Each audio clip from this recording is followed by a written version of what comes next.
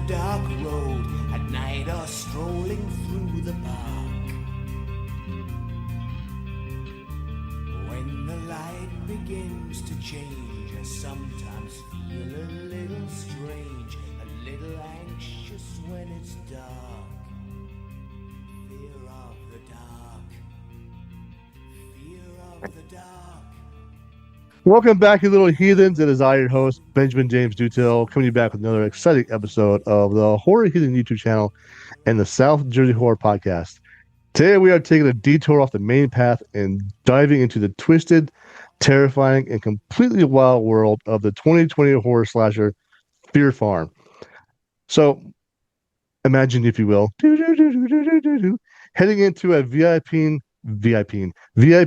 Halloween corn maze with your friends, only to discover you are the main ingredient for a deranged family harvesting skin for a miracle cosmetic cream.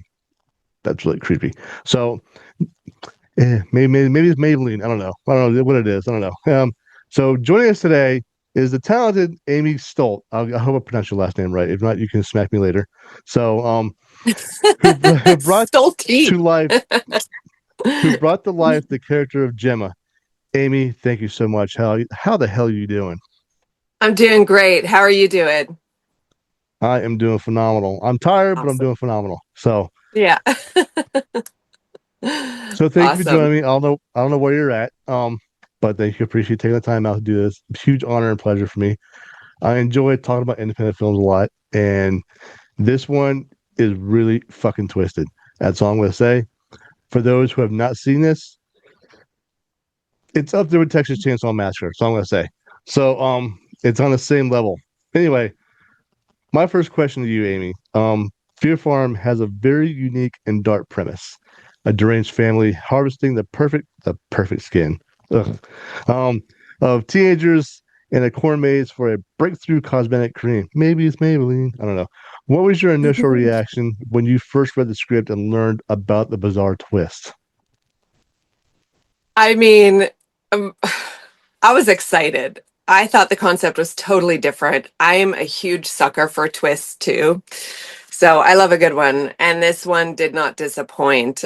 Dante Yor, the writer director of them, it was just completely out there, right? I'd never heard of anything like this quite before.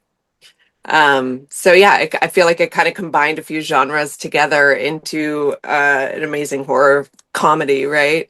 And yeah, I was just excited. I thought it was hilarious. Oh, I would be too. This kind of movie. I mean, good God, it reminds me of my haunt days in Pennsylvania. So, um, I hate corn mazes now because of that place. It's just I can't do it anymore. They actually They're come back fucking this creepy. year. They're fucking creepy. Like, Yeah, don't get me wrong. they asked me to come back this season. Like, no, I'm good. I mean, you guys, just being a haunt actor, I'm scared. No, I'm good. So, Yeah. so critics and viewers often compare your character Gemma to a homicidal Harley Quinn-esque persona. That is a weird way of putting it, but I guess also good at the same time. I mean, if they're comparing you to Harley Quinn, I mean, you did your damn job really well. So, I mean, Yeah. I'll take it. how did how did you tap into that specific brand of unpredictable, erratic energy when bringing your character to life?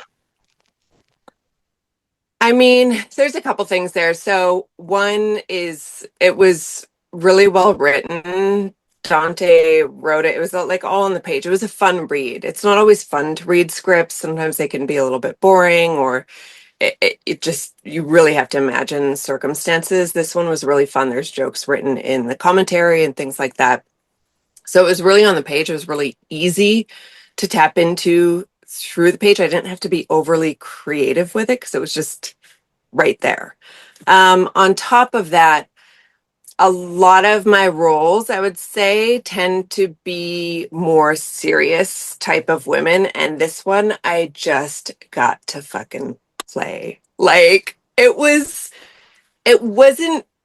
difficult in the sense that I was just so excited to be able to do this. It's kind of like that inner child of you, right? And you get to be like, cool, I get to go out of the box in any way I fucking want to, and we'll just see where it goes. Plus, of course, working with all the great cast. really helps, right? But yeah, so it was just fun. I didn't find it a challenge. I found it to be a really exciting opportunity. I like to chase people with chainsaw and axes and shit too. I'd be excited also. I mean, Yeah. keep me your skin, motherfucker. Come on, I'm making cream out of this shit, you know? Mhm. It's totally bizarre. And like, how often do you get to be bizarre? Exactly. So were you Yeah. able to bring anything personal into your character, or did you have to stick to the script? Oh, I got to bring in personality. Yeah. Again, Dante, who wrote and directed it, he loves to play, especially if time permits, right? Like directors are always on a timeline, a schedule, but he'll push it to play.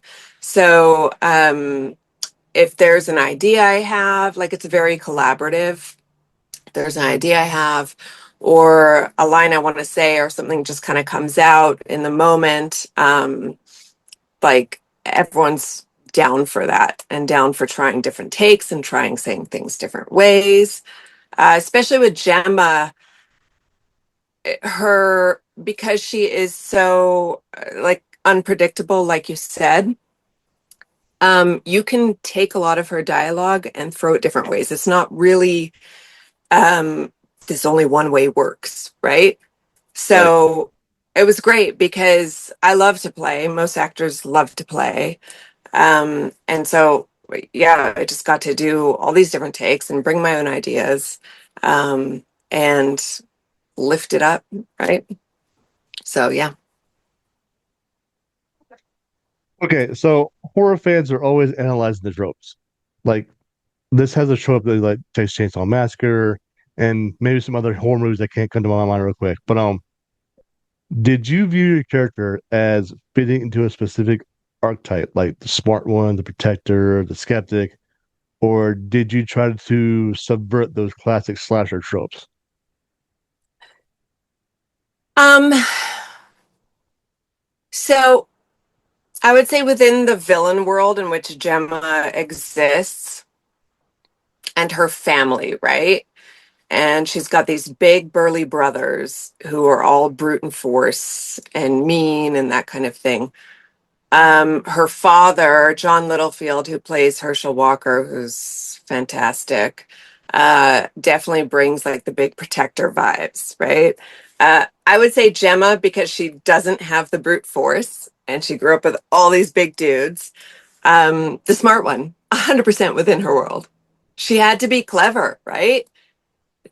Like she had to be clever.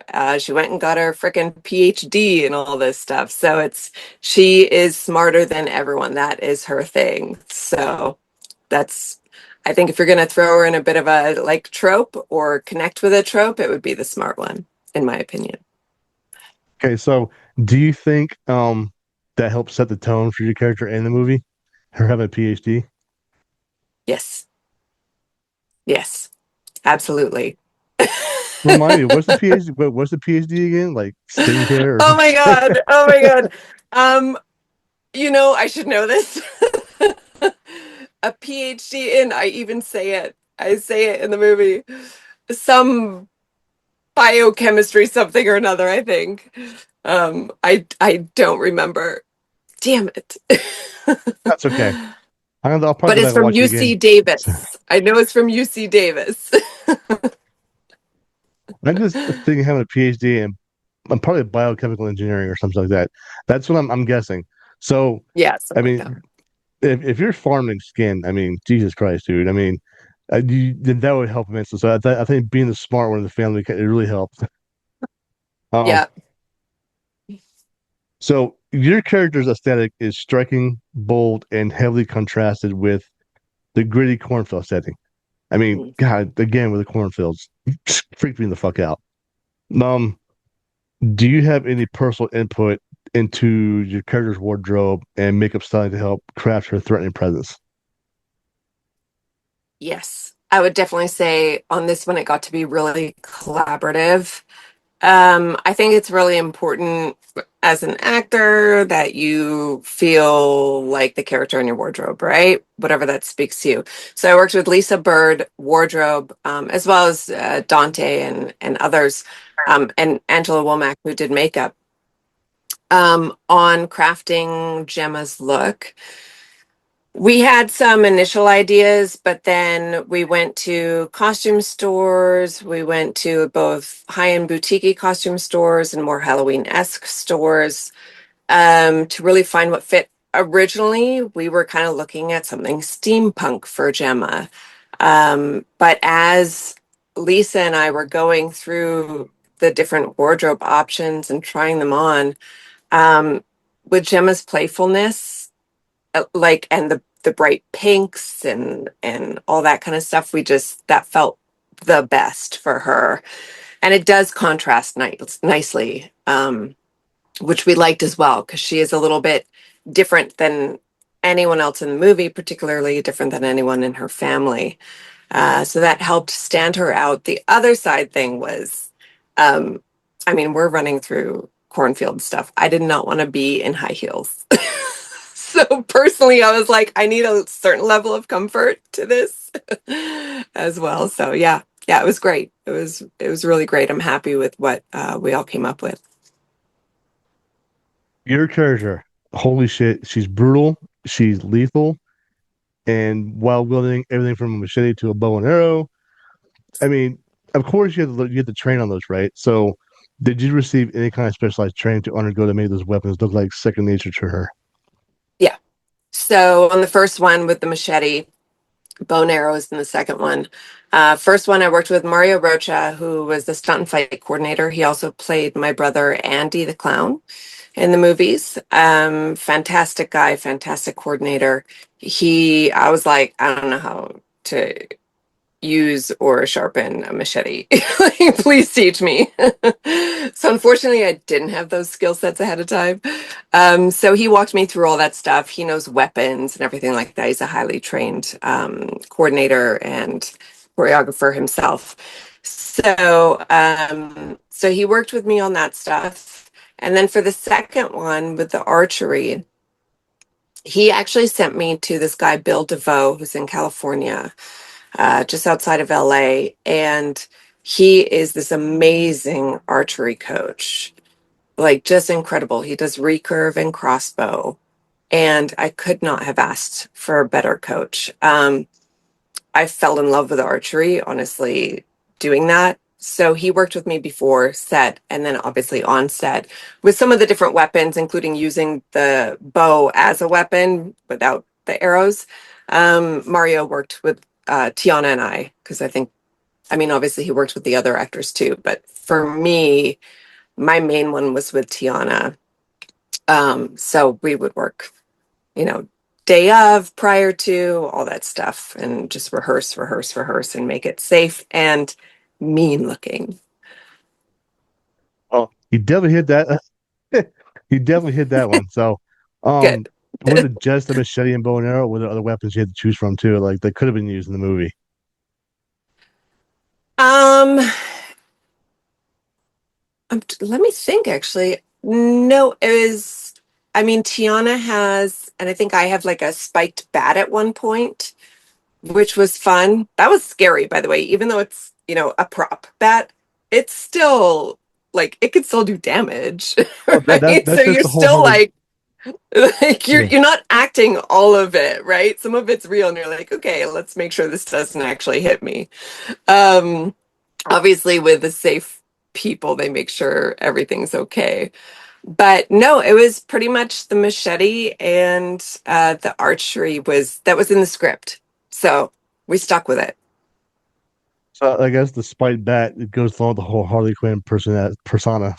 I mean, it's got to go with that. So, yeah, Totally. It totally that's does. the. I mean, even when I read it, I was like, yeah, this kind of feels like that Harley Quinn-esque playful type. So you gravitated more towards the bow and arrow over the machete. I did personally. Yeah. Yeah. Yeah, I really enjoyed it. I I really envy you because I tried out for the archery team in high school and I failed miserably. So I'm never trying that shit Really? again. Yeah. You should try it again. It's all in the instructor. It's all in the instructor. I this is sick. I got kicked off the field numerous times for doing what I wanted to do instead of what he wanted me to do. So Okay, no, no, no, no, no, naughty. yes, I was a good kid in high school. So a significant portion of the film takes place at night inside of a claustrophobic corn maze. Again, with the fucking corn mazes. What were the practical challenges of shooting in that type of environment? Yeah, that's a great question. So I think there's a couple different things. One would be it was all overnights, right? And in October in Dixon, Dixon, California. So it was shot at this, I think it's one of the largest corn mazes, called the Cool Pumpkin Patch. And like at night, it's already, you got to bring a lot of lights to light for night. And then when you've got these high stalks of corn, you really like the crew had to do so much work with lighting and bringing a ton of lights. So I know that that was definitely a challenge for them, but then which they pulled off seamlessly. But then for the actors, a couple things. One, it was fucking cold, man. It was so cold. Like 3 a.m., you're hitting 40 degrees in October, and oh my God. And especially in the first one, I'm wearing practically nothing. Like I'm in a fairly skimpy outfit. So we had obviously like the AD or second AD hanging out with a big winter coat for anyone who was running around the maze, especially as girls. Moment cut was called, coat was going on. So that was a challenge. I remember standing there at one point and being like, I'm not my body. I'm not my body. I am not my body in prep for this scene. And then the other challenge, which was kind of hilarious, but could be really freaky, was getting lost. Like it actually is a big, scary corn maze. And you're heading back to your trailer, or, you've popped just walking around or whatever. The amount of times we were like, Emily, Tiana, you anyone? Um, yeah, it was easy to get lost in there. So, and of course, you're acting, right? So it's not like you have your cell phone right on you or anything like that to call. So you're kind of like, hello. And hearing people echo back, you're following their voices, that kind of thing. So that was a challenge for sure. Those were some of the big ones. I bet. I mean, I'm not claustrophobic, but I think it's one of my fears is to be stuck in a corn maze and not know where the hell I'm going. I It's mean, my especially fear too, just so you know. so there was Yeah. a lot of running, screaming, and high adrenaline takes. How Hmm. physically demanding was the shoot for you, especially during the chase sequences? I mean, it was demanding-ish. So I think for some of the like teens, it was probably more demanding because they had to run away a lot. I found between the cold weather and running around doing multiple takes, you definitely had to stay warmed up and stretched because your muscles could cramp really easily. We had obviously great rehearsals and things like that. So that really helped um, the execution of everything. But it was, especially for me, especially in the second one, with the fight scene with Tiana and some different things, I found that more physically challenging. So I think it was just, big on prep, on knowing what you're doing. Like, don't screw it up as much as possible because you want to get those takes kind of done fairly quickly. Yeah. Absolutely. So, hypothetical question: if you Hmm. and Harley Quinn were to get in a fight, who'd win? Fucking Gemma. All day, man. Me. You're like, asshole, please. Come on, man. Yeah. That's a good question, though. I like it. Well, looking back at your character's journey Mhm. throughout the entire film, is there a Mhm. specific scene or a particular line of dialogue that you truly felt defined who she is as a character? Yeah. I think there's a couple, actually. I think there's two parts to Gemma. I think she's a walking kind of juxtaposition. One is in the first Fear Farm. She says when she's telling Melanie, Tiana's character, I'll have you know, I received my PhD from UC Davis, and of course, I can't remember what degree, but whatever. Uh, she's really proving that she's smart and that she's got this and she can't be outwitted. I think in this world of dudes in which her family is, it's really important for her to prove herself. And that's how she does it, is with her brains. Also, in the second one, and a little bit in the first one, at one point, I say in the second one, I just say, let's play. And I think that's so perfect. She's really smart and intellectual, but then she just wants to be like, it's like she missed her childhood and she just wants to play and play dress up while it includes killing people. But it's that idea, right? It's the playfulness that she brings. So those were two lines that really struck me as Gemma. I absolutely agree. You cannot have one without the other. So Yeah, it's like cake and coffee or cake and ice cream. You gotta you have to play with your victims, fuck with their yeah, heads, and totally. take their skin, obviously. So it's Yeah. just Very, very cat and mouse, right? Very cat and mouse for yes. Gemma. She loves the hunt. Well, but I'm still baffled how they made skin cream out of skin. I mean, it's, Family secret, okay, Ben? that's I'm in the wrong business. Just saying. I mean, I need to get into that kind of business. Yeah. I'm sure there's people out there. Anyway, you guys didn't hear that part. Omit that last part. Yeah. Last question for you, Amy, is what is next? Anything exciting coming up you'd like to share with the audience?